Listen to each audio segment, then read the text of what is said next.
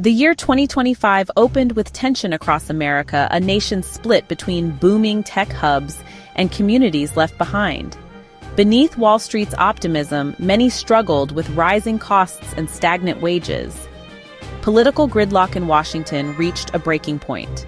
The public's message was clear: act now. Lawmakers, desperate for a breakthrough, proposed a sweeping solution bundle every major fiscal issue into one massive package. They called it the One Big Beautiful Bill Act. The bill aimed to resolve taxes, defense spending, social programs, and the national debt in one go. Supporters saw it as the only way to break the deadlock. Critics called it reckless. Yet the urgency pushed the idea forward.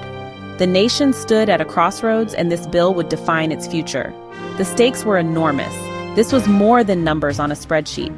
It was a fight for the country's direction and values. Would America remain divided, or could leaders forge a new consensus? The One Big Beautiful Bill Act became the battleground for this defining moment. Its outcome would touch every American, from Iowa farmers to Silicon Valley engineers. In early 2025, America's economy was booming for some, but many communities were left behind. The divide fueled political friction and a sense that the system favored the few. The national budget debate exposed these rifts: tax cuts for growth versus investment in social programs. Defense spending was another flashpoint, with some demanding more for the military and others calling for funds to be redirected to domestic needs. Looming over it all was the national debt and the threat of default. The debt ceiling crisis forced Congress to act quickly. Both parties faced a hard deadline. The urgency made a single, comprehensive bill not just possible, but necessary. The One Big Beautiful Bill Act became the only way forward. Congress was on an economic tightrope. The stakes: avoid disaster or risk a national crisis. The bill was their last best shot at balance. The One Big Beautiful Bill Act relied on a powerful tool: reconciliation. Normally, major Senate bills need 60 votes to overcome a filibuster, nearly impossible in a divided chamber. Reconciliation allows certain budget bills to pass with just 51 votes, bypassing the filibuster. Originally for deficit reduction, both parties have used it to push through major policies. Critics say it's been abused, deepening divisions. For this bill, reconciliation was the only path. The majority party framed the entire package as a budget measure. The minority accused them of subverting Senate tradition. Every provision had to pass strict rules, with the Senate parliamentarian holding immense power. Lawmakers had to craft every detail to fit the process. The legislative battle became a high-stakes game of rules and numbers. The real fight began in congressional committees. In the House, fierce debate erupted over food assistance. Some pushed for stricter work requirements, arguing it would promote self-sufficiency. Opponents warned these rules would hurt families already struggling, especially those working low-wage jobs or caring for relatives. The debate was emotional and personal, with stories from lawmakers' own districts. Meanwhile, the Senate battled over defense spending. The bill proposed a major increase for the Pentagon: new jets, a bigger Navy. Supporters called it vital for security. Critics called the budget bloated and wasteful.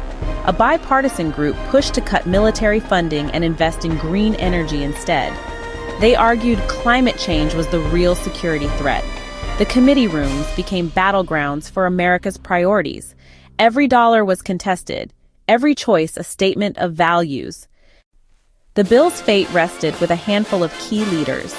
In the House, the Speaker struggled to keep a divided caucus together, balancing hardliners and moderates. Behind closed doors, deals were cut and arms twisted. In the Senate, the Majority Leader faced even tighter margins, needing every vote. The Finance Committee chair crafted the tax provisions, aiming for permanent cuts to spur growth. Their office became the negotiation epicenter, making crucial concessions to win over holdouts. On the other side, the Senate Minority Leader used every tool to slow the process and highlight unpopular provisions. Their goal: rally public opposition and frame the bill as a giveaway to the wealthy.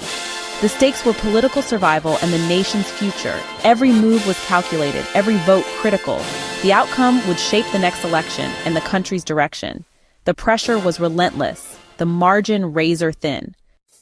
The final days were a frenzy. Congress worked around the clock. The House vote was a nail-biter, with the Speaker barely holding the majority together. The bill passed by the slimmest of margins. In the Senate, the drama peaked during a marathon vote-a-rama. Amendments flew, tempers flared. The majority leader urged unity, rejecting every amendment to protect the bill. As dawn broke, the final vote began. The chamber was silent as senators cast their votes. The tally tied. The vice president entered, cast the deciding vote, and broke the deadlock. The bill passed. Cheers erupted on one side, silence on the other. The majority had used reconciliation to secure sweeping tax cuts, more military funding, and a crucial debt ceiling lift. It was a legislative victory for the ages. The One Big Beautiful Bill Act sent shockwaves through Washington. Supporters called it a bold step for the economy and national security. They promised tax cuts would spark growth and jobs. Critics called it reckless, benefiting the wealthy, slashing social programs, and hurting the vulnerable. The public was left in the crossfire of competing narratives. For Americans, the impact would unfold gradually. Changes in taxes, shifts in local economies, new rules for assistance. The bill's legacy would be written in everyday lives, not political speeches. It was a statement of national priorities. Who gets help? Who bears the burden?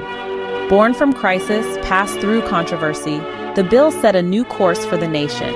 Its true effects would take years to measure. Would it unite or divide, lift up or leave behind? The answer would define American politics for a generation. The story was just beginning.